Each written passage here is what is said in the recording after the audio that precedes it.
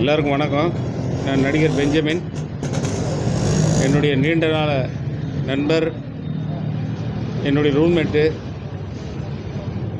நாங்கள் ஒரு 3 பேர் ரூம்மேட்டாக இருந்தோம். ரொம்ப இன்டிமேட்டாக. நான், போண்டாமணி, நெல்லை சிவா 3 பேரும் மன்சூர் அலிகான் சார் வீட்டு மாடியில் அப்போ இருந்தப்போ இருந்து அந்த நட்பு இப்போ எங்களுக்கு கல்யாணம் ஆகிற வரைக்கும் யாருமே 3 பேருமே பிரியலை. அப்படி இன்டிமேட்டாக இருந்தோம்.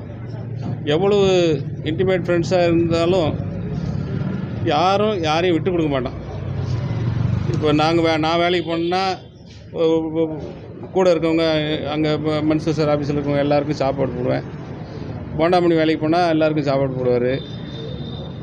நெல்லை சிவா வேலைக்கு போனால் சாப்பாடு போடுவார் எல்லாருக்கும். இப்படி ஒருத்தருக்கு ஒருத்தர் பகிர்ந்துக்கிட்டோம். அப்படி இருந்த நட்பு அன்னையிலேருந்து இன்றைக்கி வரைக்கும் தொடர்ந்து எங்கள் நட்பு உண்மையாகவும் அவங்க குடும்பத்தில் நான் ஒருத்தனாகவும் இருந்துட்டு வரேன். அவர் உடல்நிலை சரியில்லைது என்கிட்ட சொல்லவே இல்லை முதல்ல. அப்புறம் திடீர்னு இப்போ ஓமந்தூர் ஹாஸ்பிட்டலில் போய் நம்ம கிரேட் மன்னர்கிட்ட சொல்லி ஓமந்தூர் போய் சேர்ந்துட்டார். சேர்ந்துட்டு ஒரு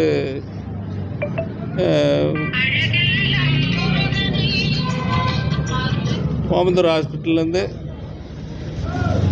ஒரு நாள் எனக்கு ஃபோன் பண்ணார். இந்த மாதிரி காலையில் ஃபோன் பண்ணோன்னா, என்னடா போண்டாமணி ஃபோன் பண்ணுறாரு சொல்லி, என்ன பண்ணி என்ன அப்படின்னு. அண்ணே, ஹாஸ்பிட்டலில் அட்மிட் பண்ணிட்டோம். 1 மாதமாக ட்ரீட்மெண்ட் எடுத்துகிட்ருக்கேன். நேற்று நைட்டு தான் சொன்னாங்க 2 கிட்னி போயிடுச்சு அப்படின்னு. என்ன பண்ணுறதுன்னு தெரியல, என்ன எப்படியாச்சும் காப்பாற்றுங்கண்ணே அப்படின்னாரு. நாம்ளே கஷ்டத்தில் இருக்கோம், நம்ம போய் என்னத்தை போய் காப்பாற்று, நம்ம கோடீஸ்வரனா? சரி, என்ன பண்ணுறது ஏது பண்ணி தெரியாமல் நான் மாண்புமிகு தமிழக முதல்வர் ஐயாவுக்கு ஒரு வீடியோ ஒன்று போட்டேன். அந்த வீடியோ பார்த்துட்டு முதல்வர் ஆணைக்கிணங்க மாண்புமிகு மக்கள் நல்வாழ்வுத்துறை அமைச்சர் ஐயா திரு மாசு ஐயா அவர்கள் போண்டாமணி கூட்டு போய் ஓமந்தூர் மருத்துவமனையில் தனியாக ஒரு ரூமை கொடுத்து ஸ்பெஷல் ட்ரீட்மெண்ட் பார்த்தாங்க. ஒரு கிட்னி பதிஞ்சு வச்சுருந்தோம். ஒரு 3-4 முறை போய் இப்போ கிட்னி வந்தது, அந்த மேட்ச் ஆகலை, மிஸ் மேட்ச் ஆகிடுச்சு.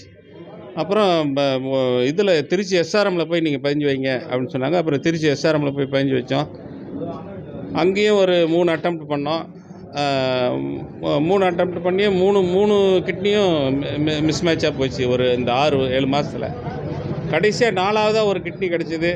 ஒரு ஆக்சிடென்ட் கேஸு. அது போய் பார்த்தோம். உடனே நைட்டோட நைட்டாக கிளம்ப சொன்னாங்க. கையில் காசு இல்லை.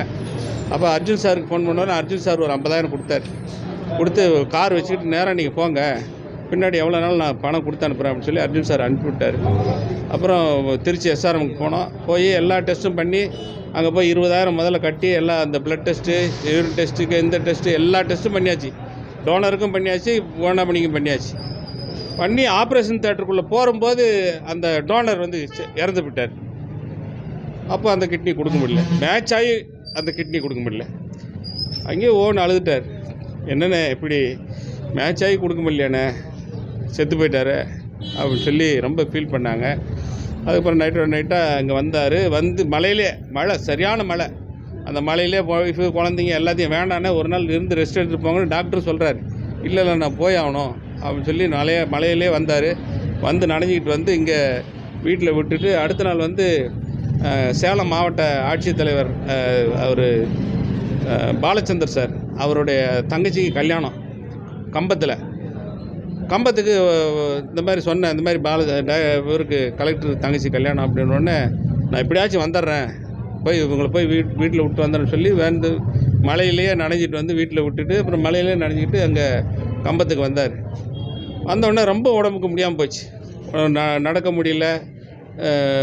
சரி, அப்போ நைட்டோட நைட்டாக நம்ம போயிடலாம், ஊருக்கே போயிடலாம் வாங்க, ஹாஸ்பிட்டல் இல்லாட்டி இப்போ திருச்சி எஸ்ஆர்எம்மில் போய் அட்மிட் பண்ணிடலாம். இல்லைண்ணே, இவ்வளோ தூரம் வந்துட்டோம், கலெக்டர் தங்கச்சியோட முகூர்த்தத்தை பார்க்காம போகக்கூடாதுன்னு சொல்லி காலையில் முகூர்த்தத்தை பார்த்துட்டு வந்தார். ஒரு மாதமாக அட்மிட் ஆனாருங்க. அங்கேருந்து உடம்பு ரொம்ப முடியல. 1 மாதமாக ட்ரீட்மெண்ட்டு, அட்மிட் ஆகி போகிறது வருது டயாலிசிஸ் ஒரு 2 தடவைக்கு 3 தடவை பண்ணாங்க. பண்ணி எவ்வளவோ இது பண்ணியும் கடைசியில் வந்து இந்த மூச்சுத்திணறல் வந்து நேற்றுக்கு நைட்டு ஒரு 10:30 மணிக்கு மூச்சுத்திணறல் வந்து ரொம்ப பல்ஸ் எல்லாம் டவுன் ஆகி போச்சு. டவுன் ஆன உடனே ஆஸ்பத்திரிக்கு ஃபோன் பண்ணார். இந்த மாதிரி மூச்சுத்திணறல் வந்துச்சு, இதெல்லாம் இதாகி போச்சு, பல்ஸ் எல்லாம் குறைஞ்சி போச்சு, என்ன பண்ணுறது தெரில அப்படின்னா, டேய் பக்கத்தில் எந்த ஆஸ்பத்திரி இருக்குது, கவர்மெண்ட் ஆஸ்பத்திரி, அங்கே கூப்பிட்டு போ, ஓமந்தூர் போகிற வரைக்கும் வேண்டாம் தாங்காது அப்படின்னு டக்குன்னு குரம்பேட்டைக்கு எடுத்துகிட்டு போனாங்க. குரம்பேட்டை ஹாஸ்பிட்டல் போய் டாக்டர் செக் பண்ணும்போது இல்லை இது உயிர் போய் ஒரு 1/2 மணி நேரம் ஆயிடுச்சு அப்படின்ட்டாங்க. அது மாதிரி நல்ல ஒரு மனுஷன் இலங்கையிலேருந்து அகதியாக வந்தான், எதுவுமே கொண்டு வரல. அவங்க அப்பா, அம்மா, அண்ணன், தம்பி, அக்கா, தங்கச்சி எல்லாத்தையும் குண்டடிப்பட்டு நடுக்கடலில் உளுந்து செத்து போனாங்க.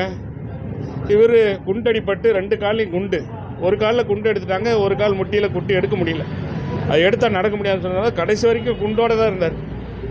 அப்படி வந்து அந்த குண்டடிப்பட்ட காலோடையே தமிழ்நாட்டில் இருக்கிற எல்லா ஊருக்கும் போய் அவர் கலை நிகழ்ச்சி நடத்தி ஆடி சம்பாதிச்சு அவருடைய குழந்தைங்களை காப்பாற்றினாங்க.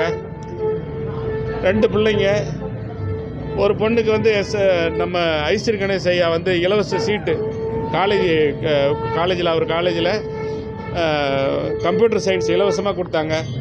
பையனுக்கு ஒருத்தர் வந்து இலவசமாக சீட்டு கொடுத்தார், +1 சீட்டு.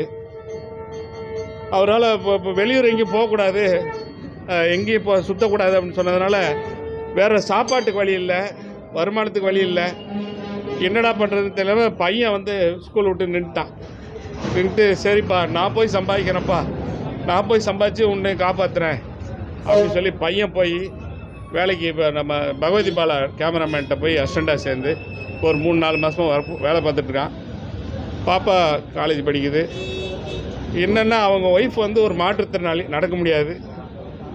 இதுக்கு மேலே அவங்க வாழ்வாதாரம் என்னன்னு தெரியல.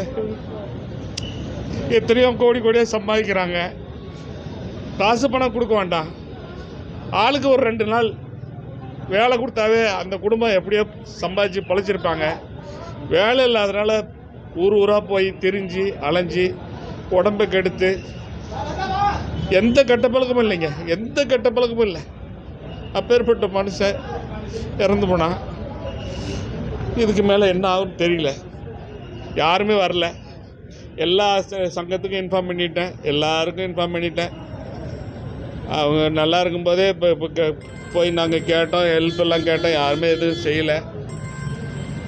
இதுக்கு மேலே என்ன ஆகும்னு தெரியல. அவ்வளோதான்.